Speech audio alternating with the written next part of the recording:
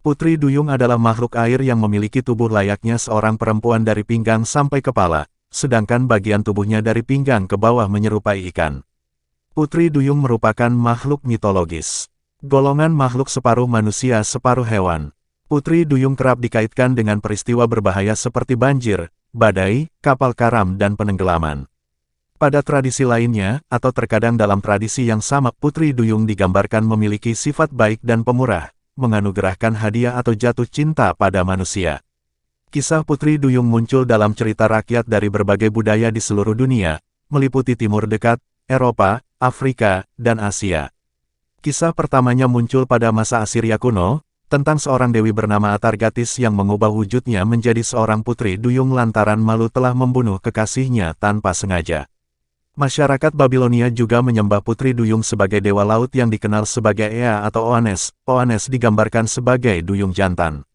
Dalam mitologi Yunani, Putri Duyung dikatakan selalu menggoda para pelaut yang lalai, siapa saja yang tergoda akan menemui ajalnya. Putri Duyung juga dikaitkan dengan makhluk siren dalam mitologi Yunani. Demikian pula Sirenia, ordo mamalia laut yang terdiri dari duyung dan lembu laut. Beberapa catatan kesaksian perjumpaan dengan Putri Duyung oleh para pelaut zaman dahulu kemungkinan besar merupakan kekeliruan atas pengamatan wujud mamalia laut tersebut. Christophorus Columbus menyatakan bahwa ia pernah melihat Putri Duyung saat menjelajah Laut Karibia, dan laporan penampakan juga ada pada abad ke-20 dan ke-21 di Kanada, Israel, dan Zimbabwe. Pada tahun 2012, National Ocean Service Amerika Serikat menyatakan bahwa bukti keberadaan Putri Duyung tidak pernah ditemukan. Putri Duyung juga menjadi salah satu subjek populer dalam bidang seni dan sastra pada abad modern ini, contohnya dalam karya Hans Christian Andersen yang terkenal, The Little Mermaid, 1836.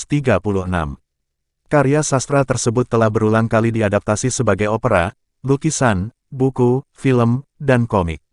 Cerita tentang Putri Duyung pertama kali ditemukan di Assyria. Cerita itu berkisah tentang Dewi Atargatis, ibu dari Ratu Assyria, Semiramis. Dewi Atargatis jatuh hati pada seorang gembala, kemudian terbunuh olehnya. Menahan malu, ia menceburkan diri ke danau dan berubah menjadi ikan. Namun, air tidak bisa mengubah dirinya sepenuhnya karena kecantikannya sebagai seorang dewi. Akhirnya, hanya separuh tubuhnya yang menjadi ikan, dari pinggang ke atas berwujud manusia, dari ke bawah berwujud ikan, meskipun dalam penggambaran pada zaman dahulu, Atargatis dilukiskan sebagai ikan berkepala dan bertangan manusia, mirip seperti Dewa Ea dari Babilonia. Bangsa Yunani mengenali Atargatis sebagai Derketo.